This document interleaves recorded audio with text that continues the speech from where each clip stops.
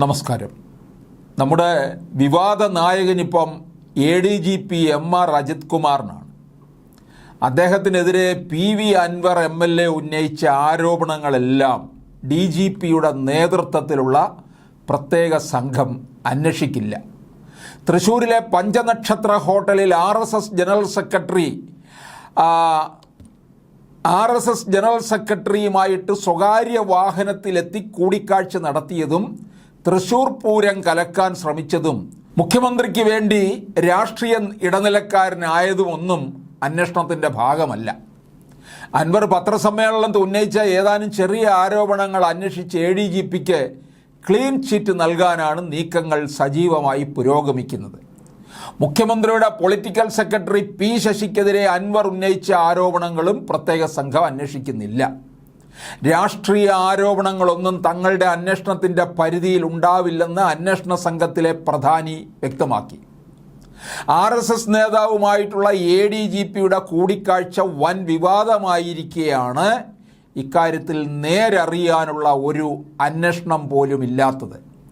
ഈ കൂടിക്കാഴ്ചയുടെ കാരണം അറിയണമെന്നും എന്തായിരുന്നു ADGPയുടെ ദൗത്യമെന്ന് തെളിയണമെന്നും CP അതിശക്തമായി ആവശ്യപ്പെടുന്നു. തൃശ്ശൂർ പൂരം കലക്കിയത് ആരാണെന്ന് സത്യം പുറത്തു വരണമെന്ന് തൃശ്ശൂരിൽ പാർലമെൻറ്റ് തെരഞ്ഞെടുപ്പിലെ സ്ഥാനാർത്ഥിയായിരുന്ന CPI നേതാവ് സുനിൽകുമാറും ആവശ്യപ്പെടുന്നുണ്ട്.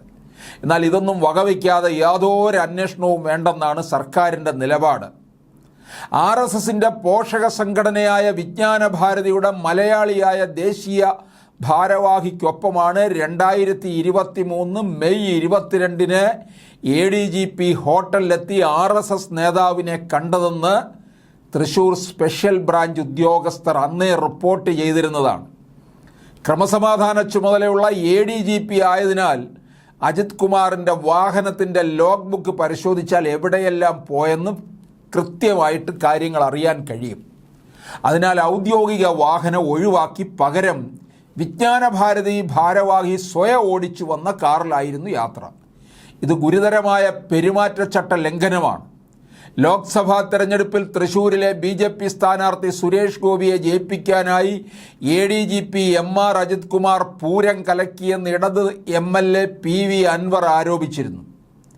ഇതേക്കുറിച്ചും യാതൊരു അന്വേഷണവും ഉണ്ടാവില്ല. പൂരപ്പറമ്പിലെ ആനകൾക്ക് പട്ട കൊടുക്കാൻ പോലും അനുവദിക്കാതെ പൂരം കുളമാക്കിയ തൃശ്ശൂർ കമ്മീഷണറായിരുന്നു ജൂനിയർ ഉദ്യോഗസ്ഥൻ അങ്കിത് അശോകനെ സ്ഥലം മാറ്റിയതല്ലാതെ പൂരം കലക്കിയതിൽ യാതൊരു നടപടിയുമില്ല.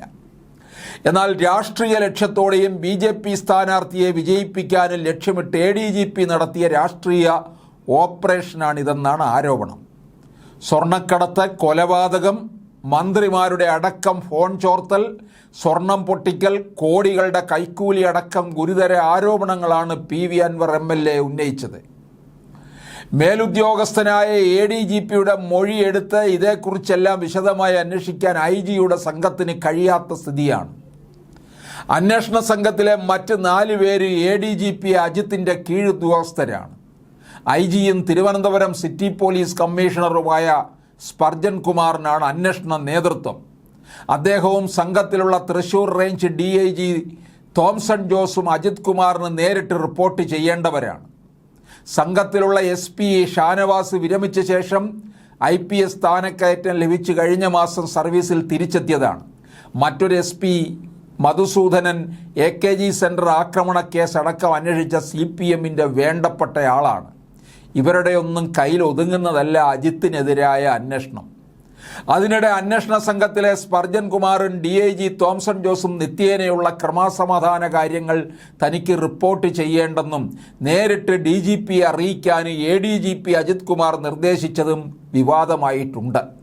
സർക്കാരോ DGPയോ തീരുമാനിക്കേണ്ട വിഷയത്തിലാണ് അജിത്തിൻ്റെ അനാവശ്യ ഇടപെടൽ.